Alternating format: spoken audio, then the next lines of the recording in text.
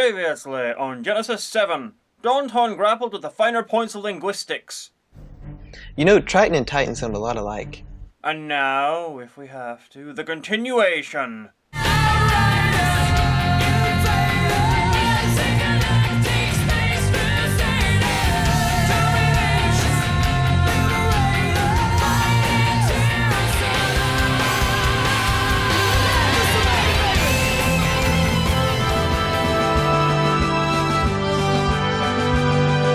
The sad thing is, the theme music is by far the best thing in this show. Want to hear what it'd sound like if it was as shit as the rest of it?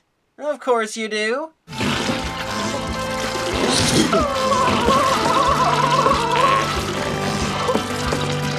See what I did there? Shit as the rest of it. It's a pun, because I'm a fucking genius. As in I'm a genius and I'm currently having sex. Oh yeah. This episode's called The Kuiper Belt, and I'm guessing they misplaced the words so and called somewhere along the way. First things first, they're getting a look at Sedna. What is the image scan showing? Mostly water ice. There's very little ammonia. Water ice? Fuck yeah! I hope it's lemon flavored! So, unexpectedly, and honestly pretty weirdly, Genesis 7 took Neil deGrasse Tyson's side when it comes to Pluto's status as a planet. I would love to see Pluto. It's a shame they downgraded its status as a planet. As in, they accepted it happened. Of all the fucking things to be on the side of Sagan and the Sagonettes, you choose the classification of dwarf planets? Jesus fucking Christ, you people are baffling! You know that Neil deGrasse Tyson thinks of Carl Sagan the way you think of Jesus, right?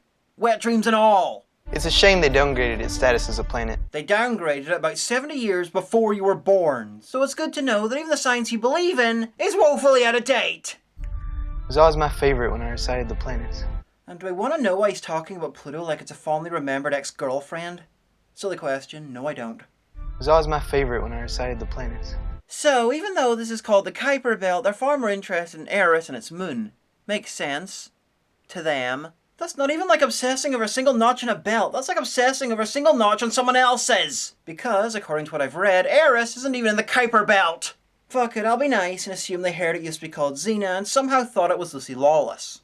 Anyway, the mission. Great. Now I have to land on the head of a constantly exploding needle traveling at 17,000 kilometers per hour. Surely you can hit a target 1/4 the size of Texas. Anyway, Priscilla is clearly feeling insecure in her ability to do her job, which I'd remind you is to do fuck all.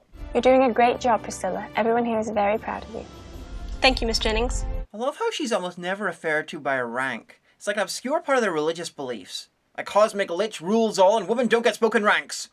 Unless they're her. This is Lieutenant Aurelia Croft. Christianity in 5 seconds. How'd you get that rank anyway? Doing fuck all above and beyond the call of duty? Anyway, Snookums managed to lose his goggles in the ship's 5 rooms. Maybe Uncle Enoch launched him through the airlock for real this time. Nah, he wouldn't do that. I demonstrated my firm belief in that many episodes ago when I was sure he'd launched them into space. Anyway, drum-dum-dum-dum drama, drum-dum-dum drama, drum-dum-dum drama, all about Daunton. What, Daunton? It's just me. You can tell me. I was wondering, how do you know if you're saved? I mean, I believe you are. I just don't know about myself. Thrill at adventures in the Kuiper Belt. He suddenly got all sorts of religious doubts and worries because last episode indicated the Kuiper Belt doesn't exist. And since that's where this episode is set, they either need to go a land of fiction or fill the runtime with this shit. I know that in my head. I just want to believe it in my heart. I wouldn't mind this crap, but... Actually, I would, but let's pretend. I wouldn't mind this crap, but they gave no indication that he felt like that. Ever. This isn't a character moment. It was invented for evangelism. He doesn't even have a character. He's a collection of words and gestures. Downtown, Priscilla, we're coming up on Orcus. Could you please come to the flight deck? Flight deck. I know you feel awkward about having a man ask a little girl to enter the cockpit with him, but get over it. Why not just call the bridge? Or is that word being connected to the Navy just too suggestive of homosexuality? Back on Earth, they still haven't suspended the traitor and instead are doing the most ludicrous sting operation I've ever seen. It involves a security guy who doesn't work on Genesis 7 stuff claiming to have to go to the dentist and asking the traitor guy to handle and upload to the Genesis 7 forum as a favour. Even though that's not his job. He's gone undercover as himself with a job that's not his and the guy falls for it. Actually, I was hoping you could do it. It's got to be downloaded to the Genesis 7 today. And unless you are computering very wrong, you upload to the Genesis 7, not download to it. And the security guy is the guy who caught the traitor being traitory a few episodes ago, and they both know that! At this point, I'm thinking the Genesis program would never work. Not because they ignore almost all science done after the 1700s, but because they can be outsmarted by cuttlefish. Anyway, shuttle mission. And there was much rejoicing. Oh shit, he's about to land and where the dead gonna die. You know, after all this shit acting, writing, and special effects, you'd think there's not much else they can be shit at. But you'd be wrong. So what is the name of this moon, anyway? It's called Vanth. Weird, huh? Yeah, why couldn't they just name it something normal, like Iceland? Because that's taken. As a duly appointed representative of the genre of comedy in the audiovisual realm, I have a duty to inform you that we are now at war. Genesis 7, expect our bombs full of banana peels and custard pies within hours, and may Groucho Marx have mercy on your souls. Okay, Captain, I'm on the surface and beginning the core sample. And how fucking long is that drill? Yeah, the moon is 400 miles wide, but there's still a fuckload of miles of crust and mantle before the core. Corporal Luke Williams, you are under arrest for espionage, data tampering, And willful misuse of green screen. So, back on Earth, they finally arrest a traitor guy for treason and related stuff, and I wouldn't be surprised if his name was actually Traitor O Betrayal Man. Just to rub it in. I did no such thing. But Luke, we have evidence. Why would you do such a thing? Who the fuck are you? You appear to be doing a semi-competent job of acting, so who the fuck cast you? But Luke, we have evidence. Then why did you wait till now to arrest him? Have you anything you want to add? Maybe some extra proof that you have a double-digit IQ between the lot of you? Of all people, I would have never suspected him. Ah, good. Thank you. So on the moon, the shuttle loses power, and then an angel appears.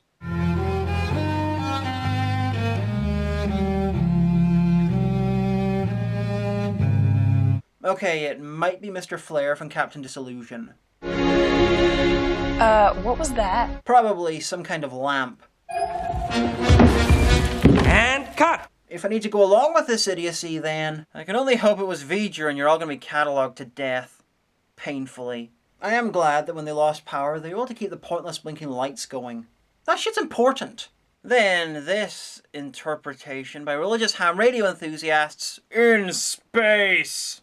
Why don't I have power? In the year that King Uzziah, in the year. I do not understand you there. Woe is me, for I am undone. I am a man of unclean lips, and I dwell in the midst of a people with unclean lips. 10th Planet Cybermen make the worst apologists, but their self-insert slash fiction is amazing. And he touched my mouth with it, and said, This has touched your lips, and your iniquity is taken away. This lasts for minutes. Minutes! And it was indeed a fucking angel. Because angel radio is more important than science, they head back for yet more discussions about faith. If you don't mind, could I retire to my bunk room for a few minutes before coming to the bridge? Yeah, sure thing. Take as much time as you need.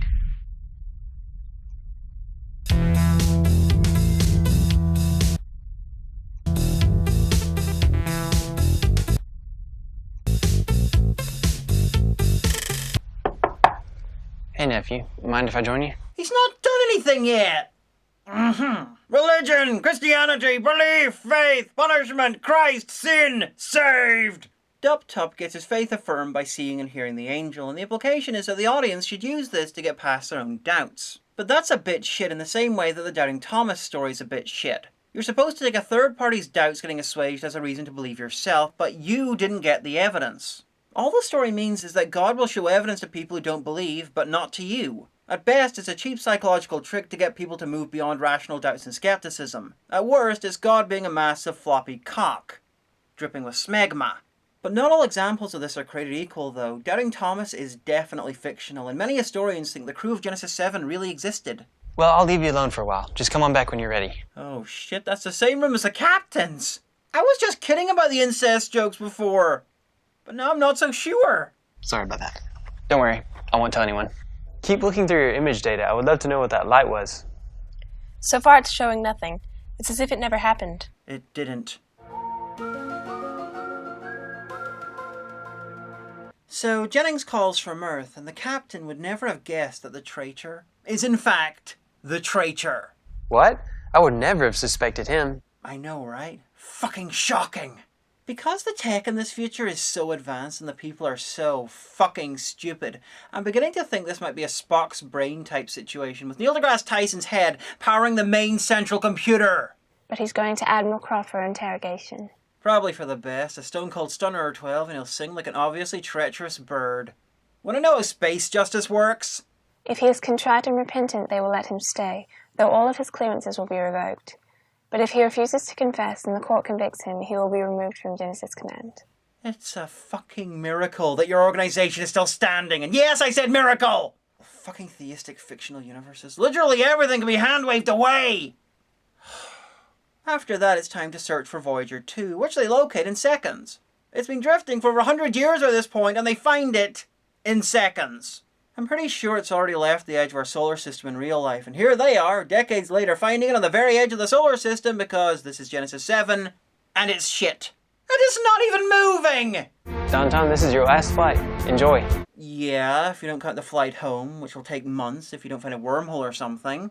Actually, please find a wormhole or something. You'll make the last episode much shorter! This was more of the same, except it only barely even paid lip service to the thing the episode was meant to be about. This episode is called the Kuiper Belt, for fuck's sake, and all they said was, "Ooh, I don't see any meteors or whatnot, lol," before going off and doing their moon-related religious bollocks. And to make it worse, the moon they landed on was Vanth, which orbits a Kuiper Belt object called Orcus. They smugly installed the whole concept of the Kuiper Belt for 2 episodes running, and they made one of the things in it a big part of the episode. That's like not believing in basketball and then investigating the secrets of Dennis Rodman's sports career.